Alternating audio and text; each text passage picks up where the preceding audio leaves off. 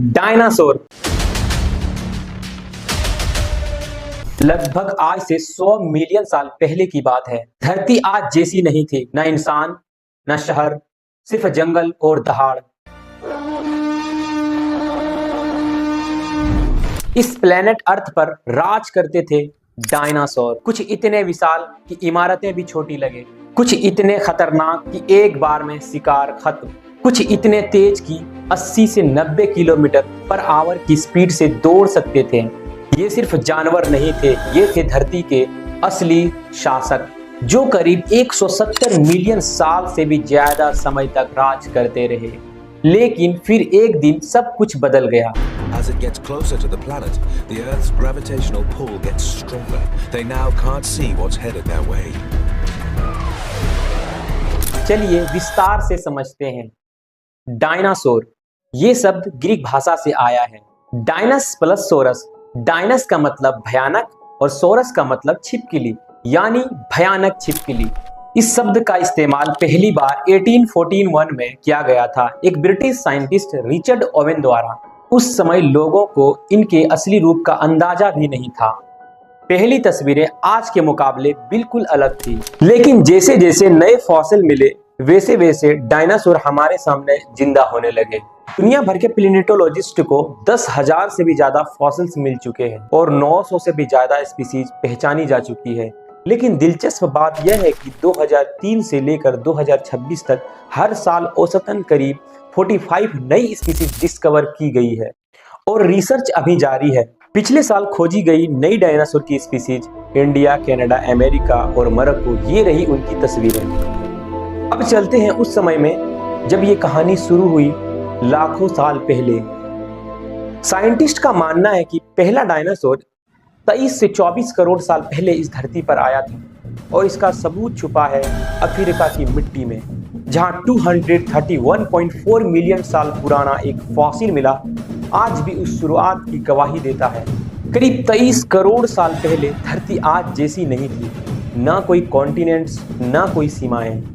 Asia, Africa, Europe, Australia सब एक ही जमीन का हिस्सा थे। एक विशाल महाद्वीप जिसे पेंजिया कहते हैं, जहां पूरी दुनिया एक साथ जुड़ी हुई थी। उस वक्त मौसम सूखा, बंजर और जीवन संघर्ष भरा। यही था ट्राइसिक पीरियड और इसी दौर में पहले डायनासोर ने जन्म लिया, जो उस वक्त आमतौर पर करीब 2 मीटर लंबे होते थे। For example Eoraptor. दरअसल इसे बाकी डायनासोर के एंसेस्टर माना जाता है, लेकिन असली बदलाव अभी बाकी था। करीब 20 करोड़ साल पहले ट्राइसिक पीरियड खत्म हुआ, जब धरती पर कुछ हलचल शुरू हुई। पेंजिया टूटने लगा, दरारें पड़ी और वोल्केनो फट पड़े। लगातार बेकाबू ज्वालामुखी आसमान में कार्बन डाइऑक्साइड और सल्फर डाइऑक्साइड भर गई। पहले धरती तपने लगी, फिर सूरज की रोशनी धुंधली पड़ गई और अचानक ठंड छा गई। बारिश हुई तो आसमान से एसिड बरसा और ओशियन धीरे धीरे जहर बनते गए। मौसम हर पल बदल रहा था, कभी आग, कभी बर्फ। उस दुनिया के ज्यादातर जीव इस बदलाव को सह नहीं पाए। ठंडे खून वाले रेप्टाइल एक एक करके खत्म होने लगे, लेकिन कुछ जीव टिके रहे। गर्म खून वाले सहनशील डायनासोर। लगभग 6 लाख साल तक चली इस तबाही के बाद जब धूल बैठी, एक नया युग जन्म ले चुका था।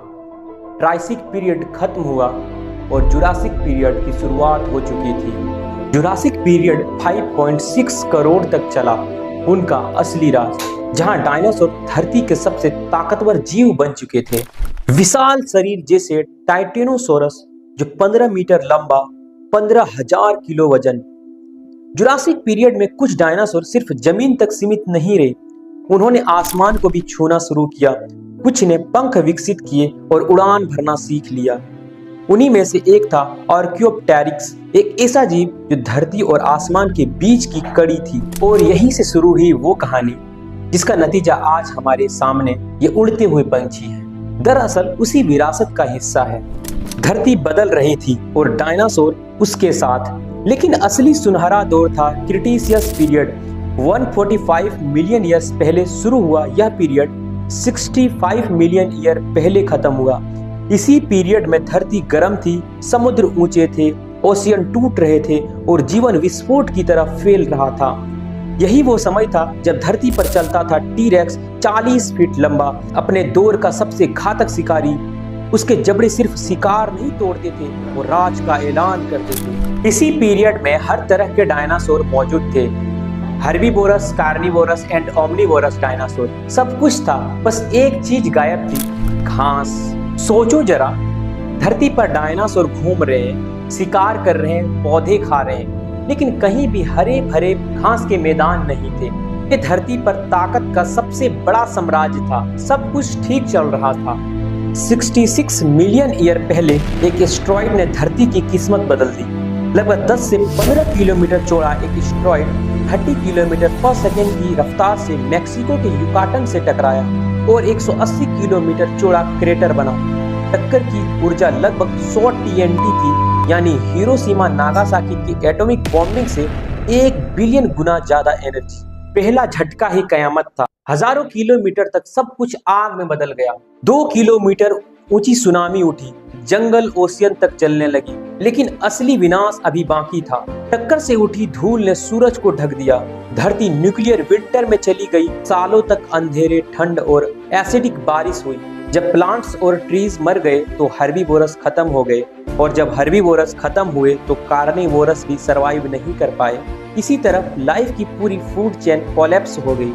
आखिर में बच पाए सिर्फ छोटे जीव, मेमल्स, कुछ पक्षी, कछुए, छिपकलियां, बाकी सब हिस्ट्री बनकर रह गए। 75% जीवन समाप्त। यही खत्म हुआ डायनासोर का एरा और शुरू हुआ नया अध्याय, पैलियोजन पीरियड। ये अंत नहीं था, बल्कि इवोल्यूशन का सबसे बड़ा मोड़ था। डायनासोर मिटे, लेकिन धरती खाली नहीं बल्कि मौके से उभर गई।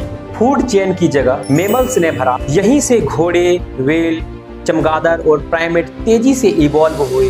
सिर्फ वही डायनासोर बचे जो उड़ सकते थे। करोड़ों साल की इवोल्यूशन के बाद वही उड़ने वाले डायनासोर आज हमारे सामने पक्षियों के रूप में जिंदा है। खास बात यह है कि चिकन और ऑस्ट्रिच सबसे करीबी रिश्तेदार हैं। इसलिए लोग कहते हैं कि टी-रेक्स जो एक खतरनाक डायनासोर था, जो सबसे नजदीकी जीवित रिश्तेदार चिकन है। आपको शायद एस्टेरॉयड के बारे में सवाल हो कि हमने कैसे पता लगाया कि एस्टेरॉयड कहाँ टकराया था और वो 66 मिलियन ईयर्स पहले कैसे हुआ। इसका जवाब एक रेयर एलिमेंट इरिडियम से मिलता है। साइंटिस्ट ने इसे अर्थ पर कुछ खास जगहों पर पाया। हमारे यहाँ इरिडियम की मात्रा जमीन पर बहुत ही ज्यादा है। जब जियोलॉजिस्ट ने अर्थ का एनालिसिस किया तो पता चला इरिडियम अर्थ पर बहुत ही रेयर एलिमेंट है। जब साइंटिस्ट ने इरिडियम की परत से कार्बन डेटिंग की तो पता चला कि ये जो इरिडियम की परत है वो 66 मिलियन ईयर्स पुरानी है। ये तभी हो सकता है जब कोई बड़ा एस्टेरॉयड अर्थ से टकराया हो और उस भयानक धमाके में ये एलिमेंट्स चारों तरफ फैल गया हो।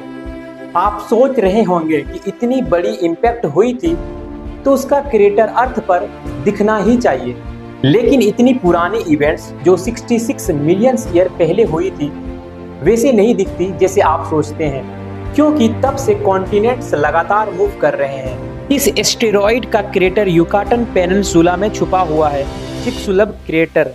कई ड्रिलिंग्स और एक्सकेवेशन मिशंस किए गए जिन्होंने साबित किया कि यह घटना सच हुई थी और इसका सही लोकेशन भी पता चल गया। अगर आप मैप देखो तो ये वही सही लोकेशन है। आधा हिस्सा सी के नीचे डूबा हुआ है और बाकी आधा लैंड के नीचे है। जो इसका असर आज भी देखा जा सकता है वो है मेक्सिको के इस इलाके के सेनोट्स। एक खूबसूरत सिंकहोल एक पैटर्न दिखाते हैं, वो क्रेटर जो एस्टेरॉयड के गिरने से बना। सेनोट्स उसी क्रेटर के चारों तरफ एक रिंग की तरह पाए जाते हैं। आजकल ये मशहूर टूरिस्ट स्पॉट्स है।